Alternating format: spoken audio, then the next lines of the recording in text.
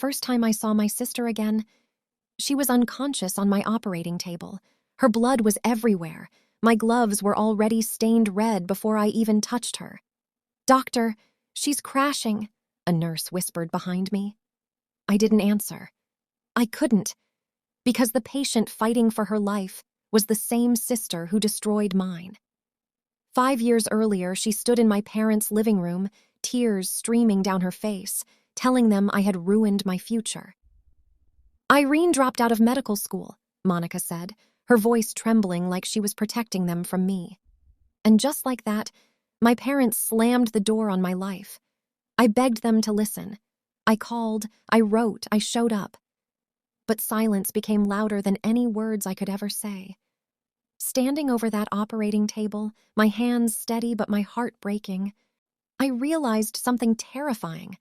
The only person who could save Monica now was me, and that's where my story truly began. Before I share this chapter of my life, if you've ever felt ignored, unheard, or underestimated, then this channel is for you. Subscribe to Jossy Revenge, where every story has a heartbeat. Now, let me take you back to where it all began. I grew up in a house that looked perfect from the outside. White fence, clean porch, flowers that my mother watered every single morning like they were part of her routine to keep everything beautiful. But inside that house, I always felt like a shadow standing beside a spotlight. My sister Monica was 2 years older than me, and according to my parents, she was everything a daughter should be. She played piano flawlessly, won debate competitions, and somehow always knew the right thing to say at family gatherings. I used to sit quietly at the dinner table, listening to my father praise her like she had invented success itself. "Monica has discipline," my father would say while slicing his steak carefully. "That girl knows how to make this family proud." I would nod and keep eating, pretending the words didn't sting. Don't get me wrong, I loved my sister when we were younger. She used to braid my hair before school and sneak cookies into my backpack when Mom said I had already eaten too much sugar. But as we grew older, something changed. Monica didn't just want to succeed, she needed to be the only one succeeding. I didn't realize that at first. I was always the quiet achiever. I loved science, especially biology. While Monica practiced speeches in front of the mirror, I spent hours reading anatomy books borrowed from the public library. I was fascinated by how the human body worked. It felt like solving puzzles that could save lives. One afternoon during high school, I remember running into the kitchen waving my report card like it was a golden ticket. "Mom, I got the highest score in advanced biology." She smiled politely, barely glancing at the paper. "That's nice, Irene. Monica just got selected for the state debate finals." I felt my excitement slowly fold itself into silence. Have you ever worked so hard and still felt invisible? My father didn't even look up from his newspaper that day, but later that evening, he drove Monica across town to celebrate her achievement with dinner at her favorite restaurant. I stayed home, reheating leftover pasta. I told myself it didn't matter. I told myself I didn't need applause, but deep down, every child wants to feel seen by their parents. Things shifted during my senior year of high school. I got accepted into one of the best pre-med programs in Connecticut. When the acceptance email came, my hands were shaking so badly I almost dropped my laptop. I remember rereading the message at least 10 times just to make sure it was real. That night, I placed the letter in front of my father while he sat in his recliner. "I got in," I whispered. He adjusted his glasses and read it slowly. For the first time in my life, his face softened. "You're going to medical school?" he asked. I nodded, holding my breath. Then he smiled. A small one, but it felt like sunlight breaking through clouds I had lived under my entire life. "I'm proud of you." Irene. That sentence stayed with me for years. I carried it like oxygen. Monica congratulated me too. But her smile didn't quite reach her eyes. At the time, I ignored it. I thought maybe I was imagining things. Sisters are supposed to support each other, right? College was everything I hoped it would be. It was hard, painfully hard, but it was mine. For the first time, I wasn't competing for my parents' attention. I was building something for myself. I made friends. I studied until sunrise. I drank way too much cheap coffee and memorized muscle structures like they were song lyrics. I felt alive in a way I had never experienced before. That's where I met Sarah. Sarah was my roommate during my second year, and she became the sister I never realized I needed. She was loud, funny, and completely incapable of whispering. She had this habit of playing music while we studied, and she believed every problem in life could be solved with either chocolate or sarcasm. "Irene, if you become a surgeon," she once joked, "please don't operate on me while you're stressed. I'd like to survive." I laughed harder than I had in years. Sarah knew about my family dynamics. She used to shake her head whenever I talked about Monica. "You don't live in her shadow," she told me one night while we ate instant noodles. "You just haven't realized your light is different." I didn't know it then, but those words would carry me through the darkest period of my life. By my third year of medical school, the workload became intense. Clinical rotations started. Sleep became a luxury, but I loved every second of it. Every patient I met reminded me why I chose this path. That was when life decided to test me. Sarah started getting sick. At first, it was small things: constant fatigue, random bruising, frequent fevers. She joked about it, blaming stress and poor diet. But one afternoon, she collapsed in our apartment. The ambulance ride felt like time was moving underwater. A week later, doctors diagnosed her with an aggressive form of leukemia. I remember sitting beside her hospital bed, staring at the machines surrounding her. She looked smaller, fragile, like someone had turned down the brightness in her spirit. "Irene," she whispered one evening, "you're going to be an incredible doctor someday." I squeezed her hand, fighting tears. "You're not allowed to talk like that," she smiled faintly. "Promise me something. Stay. I don't have family who can do this with me." That promise changed everything. I applied for a temporary leave of absence from medical school to care for her. It wasn't an easy decision, but it felt like the right one. I spent months attending her treatments, advocating for her with doctors, and making sure she never felt alone. I called my parents to explain. My mother answered. I still remember the sound of her voice, calm, distant. "I'm taking a leave from school," I told her. "My roommate is dying. She has no one else." There was a long pause. "That sounds irresponsible," she replied. "Your future should come first." My chest tightened. "Mom, she's family to me." Before she could respond, Monica took the phone. I could hear her in the background. "Irene, this sounds exactly like something someone says when they're failing," she said sharply. "Did you actually drop out?" "No," I said, stunned. "It's temporary. I just explained." "You've always been impulsive," she continued. "Mom and Dad deserve the truth." "I am telling the truth." But she had already planted the seed. Within days, my father called. His voice was colder than I had ever heard. "Your sister told us everything," he said. "What everything?" I asked, my hands shaking. "That you couldn't handle medical school, that you're living some unstable lifestyle and using excuses to hide it." I felt like the floor disappeared beneath me. "That's not true," I whispered. "Dad, please listen to me." He didn't. "You have embarrassed this family long enough," he said. "Until you fix your life. Guy, don't contact us again." The call ended before I could breathe. I tried everything after that. Emails, letters, voicemails. I even drove home once, standing outside our house like a stranger staring at memories through windows. No one opened the door. What would you do if the people who raised you suddenly decided you didn't exist? I returned to the hospital each day pretending my world wasn't falling apart. I focused on Sarah because it was easier than focusing on my own heartbreak. She noticed, of course. Sarah always noticed everything. "They'll regret this," she said quietly one night. "I don't want them to regret anything," I replied. "I just want them to believe me." Sarah squeezed my hand. "Then you'll have to live a life so loud, the truth becomes impossible to ignore." Those words became my survival. Sarah fought bravely for almost a year. I stayed with her through every chemotherapy session, every sleepless night, every moment fear tried to steal her smile.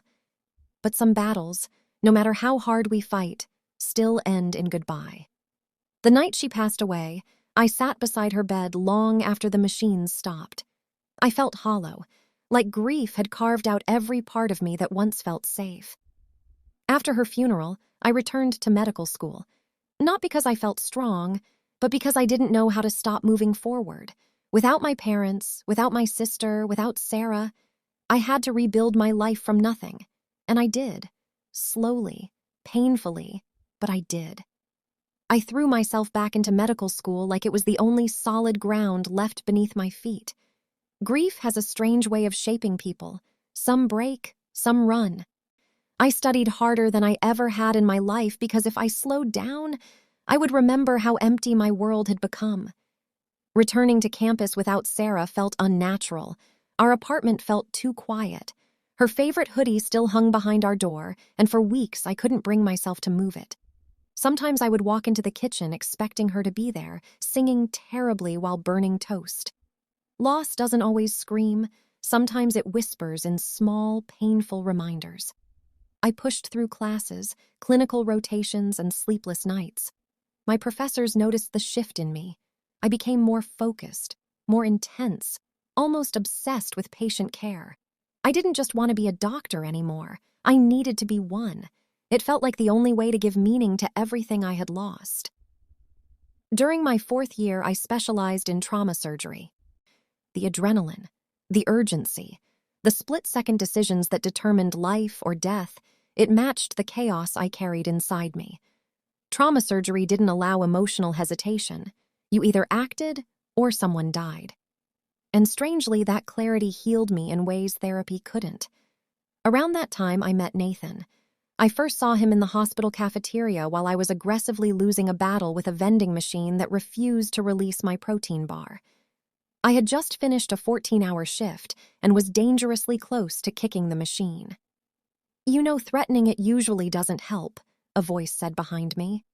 I turned around, exhausted and irritated, and saw a tall man in navy blue scrubs holding 2 cups of coffee. "I'm not threatening it," I muttered. "I'm negotiating." He smiled. Bad negotiator.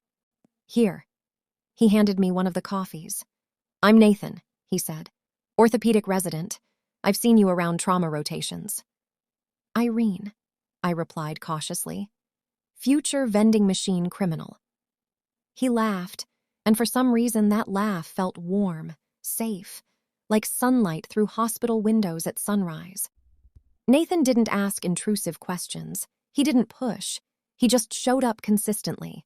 Coffee during overnight shifts, quiet company during stressful surgeries, random jokes scribbled on sticky notes he left in my locker. One night, after a particularly brutal emergency involving a multi-car accident, I finally broke down in the empty staff lounge. I had just lost a patient despite doing everything right. Nathan sat beside me without saying anything for a long time. "Do you ever feel like you're carrying ghosts?" I asked quietly. "All the time," he admitted. That honesty cracked something open inside me. For the first time, I told someone everything. My parents cutting me off, Monica's lies, losing Sarah. I expected pity or awkward silence. Instead, Nathan simply said, "You didn't lose them because you weren't enough. You lost them because they refused to see you." Sometimes, the right sentence at the right moment can change the direction of your life. Nathan became my anchor. He never tried to replace my family. He just helped me realize I could build a new one. 5 years passed faster than I expected. Residency turned into fellowship. Fellowship turned into leadership opportunities. I worked relentlessly, earned respect from colleagues, and eventually became the youngest chief of trauma surgery at Hartford Memorial Hospital. The first day I walked into my office with my name on the door, I stood there staring at the plaque for almost 10 minutes. Dr. Irene Willett, chief of trauma surgery. I wished Sarah could see it. I wished my parents could see it too. But by then I had accepted that some dreams never come true. Or at least, that's what I thought. Life with Nathan was peaceful. We got married in a small ceremony overlooking a quiet lake. No grand decorations, no dramatic speeches, just a handful of friends who had become family. When the officiant asked who was giving me away, I smiled softly and said, "I'm giving myself away." Nathan squeezed my hand so tightly I thought he might break it. "You're not alone anymore," he whispered. I believed him. Then came the night that changed everything. It started like any other chaotic ER shift. A rain hammered against the hospital windows, and ambulances kept arriving like the city had decided to test our limits. Car accidents, work injuries, one building collapse. Around 2:17 a.m., the trauma pager screamed again. "Multiple vehicle collision," a nurse shouted as we rushed toward the trauma bay. "2 critical patients incoming." I pulled on my gloves, switching into automatic mode. Trauma surgery trains you to disconnect emotions. You focus on vitals, injuries, survival probabilities. The doors burst open as paramedics rushed in with the first patient. Female, severe internal bleeding, unconscious, multiple fractures, blood pressure crashing. "Name?" I asked quickly. The paramedic hesitated while reading his chart. "Monica Willette." Everything inside me stopped. For a moment, the world felt silent, like someone had muted reality. My chest tightened so hard I thought I might collapse, but training overpowered shock. Years of discipline took control of my hands. "Prep for emergency surgery," I ordered calmly, even though my heart was screaming. "Doctor, do you want another surgeon?" one of the nurses asked carefully. She knew my last name. She knew.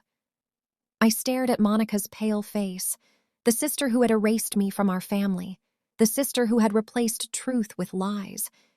And yet, she looked so fragile lying there, so human, so breakable. "No," I said firmly, "I'm operating." As we wheeled her into the operating room, memories flashed through my mind like shattered glass.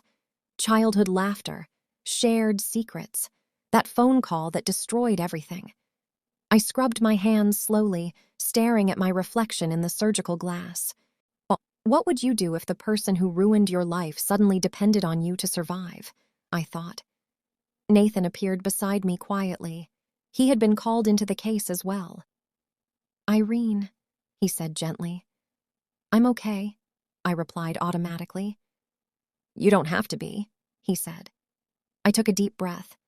"I'm her surgeon first. Everything else comes later." He nodded. "Then I'm right here with you." The surgery lasted nearly 6 hours.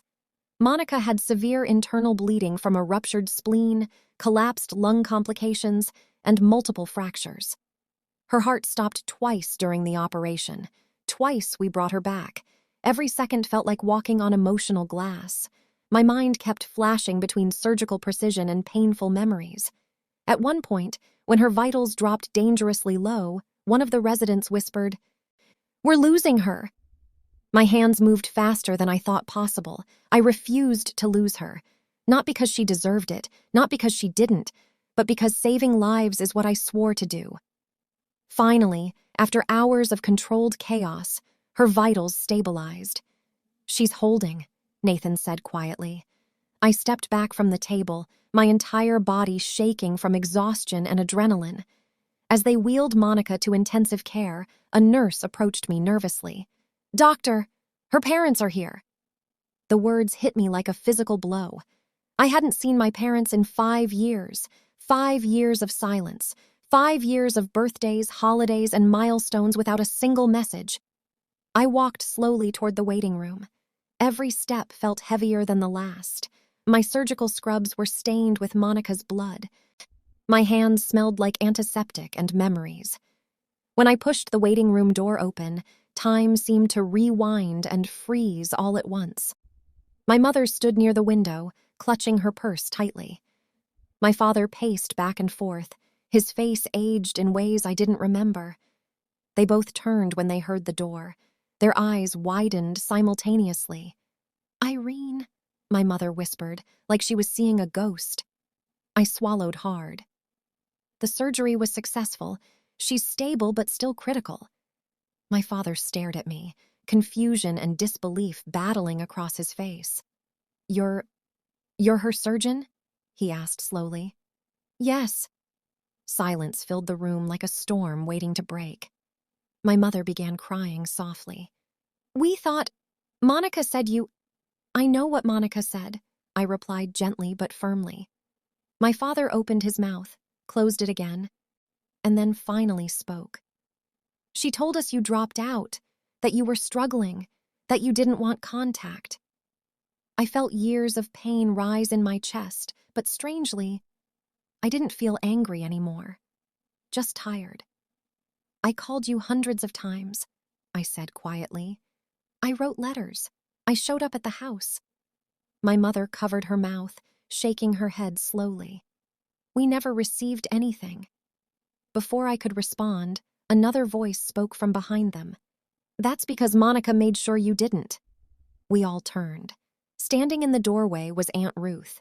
My father's older sister had always been the quiet observer in our family, the one who noticed things others ignored. She walked into the room holding a thick folder. I tried to stay out of this for years, she said calmly. But enough damage has been done. She handed the folder to my father. Inside were printed emails, returned letters, call logs, and messages I had sent over the years, proof of every attempt I made to reach my parents. There's more, Aunt Ruth continued. Monica contacted me multiple times asking me not to tell you she was intercepting Irene's messages. She said Irene needed to face consequences for embarrassing the family. The room fell into stunned silence. My father flipped through the pages with trembling hands. My mother sank into a chair, sobbing uncontrollably. I stood there, feeling something I didn't expect. Relief. The truth was finally breathing. My father looked up at me, tears filling his eyes for the first time in my life. Irene, we failed you, he whispered. I didn't respond immediately. Some wounds don't heal just because someone finally acknowledges them. What would you do, I thought, if the people who broke your heart suddenly begged for forgiveness? I looked at them both, older, regretful, broken in ways I had never imagined. And for the first time, I saw them not as parents, but as flawed human beings. Monica remained unconscious in intensive care for 3 days. On the 4th day, she woke up, and the moment she asked for me, I knew the final truth was about to surface. The first time Monica opened her eyes after surgery, I wasn't in the room. I was finishing rounds with my team when a nurse rushed toward me, slightly out of breath. Dr. Willette, your sister is awake. She's asking for you. My heart skipped in a way I hadn't felt in years. I nodded calmly, but inside, emotions collided like storms I had buried for too long. I walked toward the ICU slowly, rehearsing every possible version of this conversation in my head. Anger, closure, silence, forgiveness. I didn't know which one would walk into that room with me. When I pushed the door open, Monica looked smaller than I remembered. Tubes ran across her arms, machines beeped steadily beside her. The once perfectly styled sister I grew up with now looked fragile, human, almost scared. Her eyes met mine, and tears immediately filled them. You saved me?" she whispered weakly. I nodded. "Yes." She swallowed slowly, her voice trembling. "Why?" That question sat between us heavier than any accusation she had ever made. I pulled a chair beside her bed and sat down quietly. "Because I'm a doctor," I said honestly. "And because once, you were my sister before everything else." Monica began crying, her body shaking slightly against the hospital sheets. I handed her a tissue without saying anything. Sometimes silence allows truth to find its way out. "I didn't think you'd come," she said through tears. "I didn't think I'd ever see you again," I replied softly. The room stayed quiet for a moment, filled only with the steady rhythm of her heart monitor. Then she spoke again, and this time her voice carried years of guilt. "I lied because I was scared of losing everything," she admitted. I watched her carefully. I had imagined hearing those words for years, but now that they were real, They felt heavier than revenge ever could. "What were you scared of losing?" I asked. "Being the favorite," she whispered. Her honesty stunned me. She stared at the ceiling like she couldn't bear to look at me. Growing up, Mom and Dad built my identity around being perfect. The smart one, the accomplished one, the daughter everyone praised, and then you got into medical school. I stayed silent, letting her continue. "You didn't try to compete," she said. "You just succeeded quietly. Dad started looking at you the way he used to look at me, and I panicked." Her voice cracked again.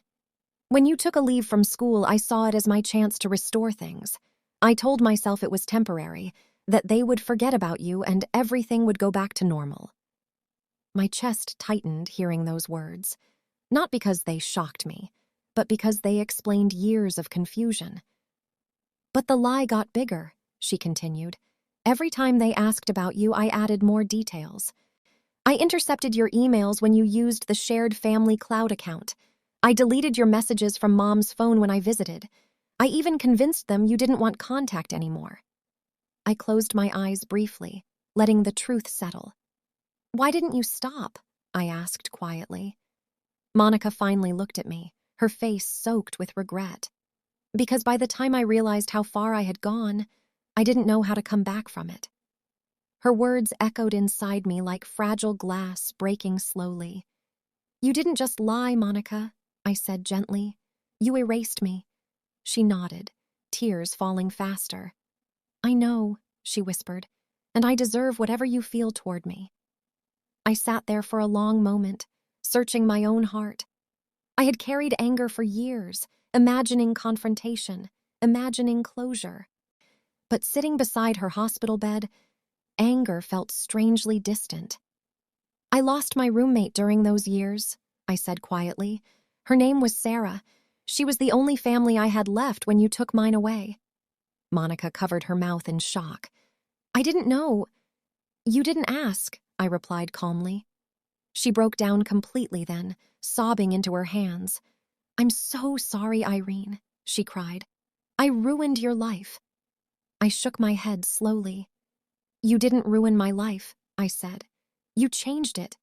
And honestly, I built something stronger because I had to." That sentence surprised even me. Monica stared at me, confused and broken. "How can you even talk to me without hating me?" I thought about Sarah, about Nathan, about every patient I had fought to save, about the version of myself who learned to survive without approval. "Because hate would mean you still control me," I answered. The door opened gently behind me. My parents stepped inside hesitantly, as if they were walking into sacred ground they didn't deserve to touch. Monica saw them first. Her face turned pale. "I told her everything," she said immediately, her voice shaking. "I told her I lied." My mother began crying again. My father looked like a man carrying decades of regret in a single moment. "Irene," my father said slowly, stepping closer. "There are no words that can fix what we did."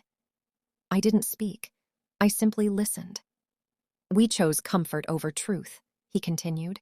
"We believed the story that protected our pride instead of the daughter who needed our support." My mother grabbed my hand carefully, like she expected me to pull away. "We should have listened," she whispered. "We should have searched for you.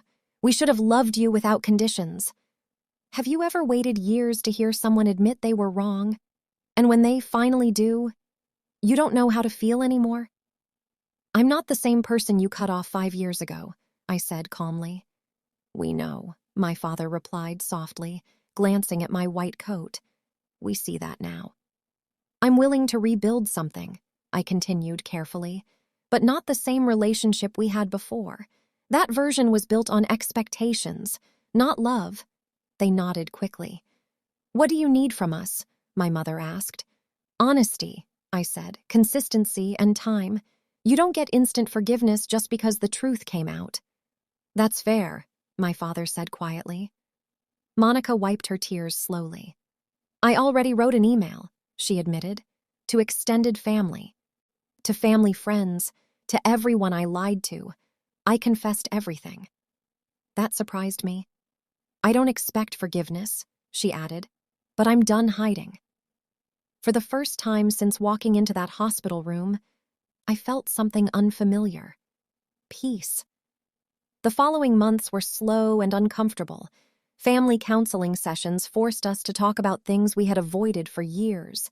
Some meetings ended with tears, some ended in silence, some ended with small, fragile laughter as we rediscovered pieces of each other.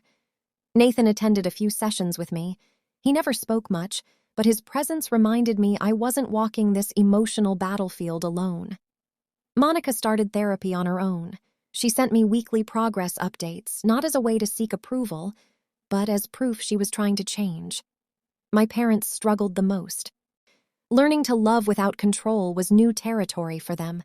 Sometimes they slipped back into old habits, offering advice that sounded more like judgment. But this time, I set boundaries, and they respected them. 1 year later, something happened that I never expected. I received the Physician of the Year award from Hartford Medical Association. It was one of the highest honors in our hospital network. When I got the email announcing it, I stared at the screen for several minutes, overwhelmed. The ceremony took place in a large ballroom filled with doctors, hospital administrators, and community leaders. Nathan sat beside me, holding my hand like he always did during big moments. Halfway through the evening, I noticed my parents walking into the hall. Monica followed slowly behind them, still recovering but stronger than before. My chest tightened. They sat quietly in the back row. They didn't wave. They didn't draw attention to themselves. They just showed up. When my name was called, I walked onto the stage feeling every step of my journey echo inside me. The applause sounded distant compared to the memories flooding my mind. Growing up invisible, losing my family, losing Sarah, building my career from heartbreak, saving Monica's life. When they handed me the award, the host asked if I wanted to say a few words. I looked out into the audience. My eyes landed on Nathan first, then my parents, then Monica. I used to believe success meant proving people wrong, I said slowly. But I've learned that success is really about proving to yourself that you're strong enough to keep going, even when the people you love stop believing in you. The room grew silent. Life taught me that family isn't defined by perfection, I continued. It's defined by who stays, who grows, and who is willing to rebuild when everything falls apart. I paused, feeling emotion tighten my throat. This award isn't just about medicine. It's about survival. It's about forgiveness.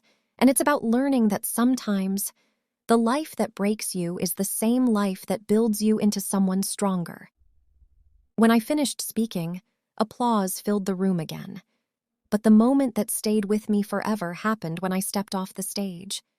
My parents stood waiting near the exit. Monica stood beside them, holding a small bouquet of white lilies, Sarah's favorite flowers. I had never told them that. "We wanted to honor the person who helped shape you," Monica said quietly as she handed them to me. Tears filled my eyes instantly. "We can't erase the past," my mother whispered, "but we want to be part of your future, if you allow it." I looked at them, really looked at them. They weren't perfect, they never would be, but they were trying. And sometimes effort is the beginning of healing. "I'm willing to try too," I said softly. That night didn't magically fix everything. Healing isn't a single moment. It's 1,000 small decisions to keep showing up for each other. And that's where our new story began. Moral of the story: family can hurt you in ways strangers never could.